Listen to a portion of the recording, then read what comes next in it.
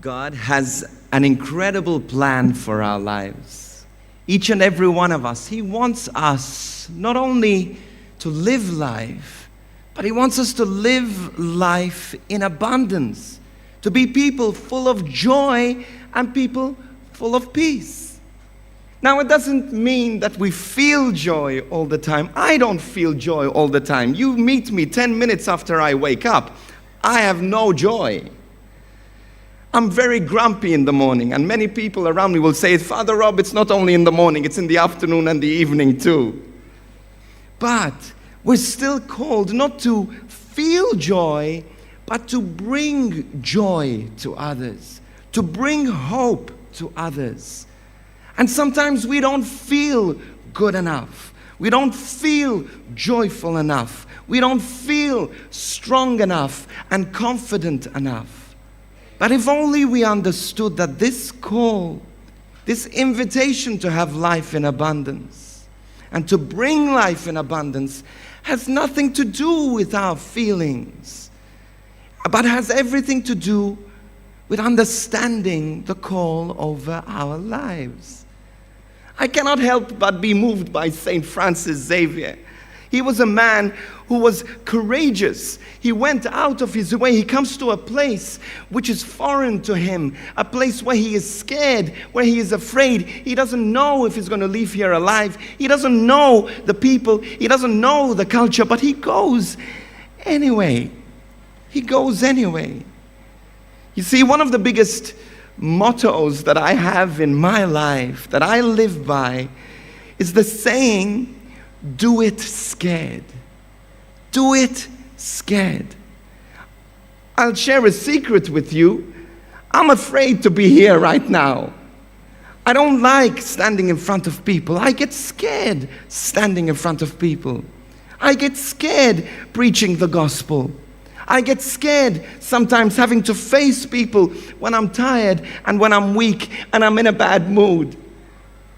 But I've learned the greatest way to overcome our fear, to be a people of joy and to bring the hope and the peace of Jesus to others, has nothing to do with how we feel, but everything to do with, even though I'm afraid, even though I'm feeling sad, even though I'm feeling weak, I go forward anyway. I don't know if any one of you here have ever been bungee jumping or skydiving, anyone? I haven't. But I hear that if you go onto a plane, like you're going to go skydiving, and you get onto a plane and the plane is flying, usually all the people in the plane are trembling, they're shaking, and they're thinking, what have I done? I need to get out of this plane.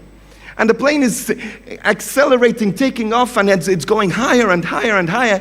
And as the people look down, they even more doubt their decision. I imagine this is how it was with St. Francis Xavier. He came to a place and there was a lot of opposition, a lot of difficulty, language barriers, everything else that goes with it. He's afraid, he's scared. He's doubting whether God has called him in the first place. But as the plane takes off, all of a sudden it reaches this great altitude and you're seeing clouds beneath you. And it's scary, it's a very scary moment. And the instructor grabs you, hooks you up, and takes you to the edge, and you're holding onto the side saying, no, I don't want to go. Please, I've changed my mind. But the instructor pushes you out of the plane, and all of a sudden you're flying. You're falling and falling and falling and falling. But all of a sudden that fear has to turn into trust. And that trust into exhilaration. And that exhilaration into a life experience that not only changes you, but also changes the way you will forever talk about skydiving. You see, life is full of difficulties, full of moments where we're afraid and we don't know how we're going to get through this. Moments of courage even, where we get into the plane and think, I can do this, and all of a sudden we're there and we're scared again, we're afraid again. But here's the thing. If you're afraid, do it afraid. See, the person who is courageous is not the person who doesn't feel fear. I feel fear. We all feel fear.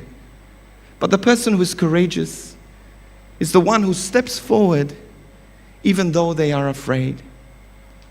This was St. Francis Xavier.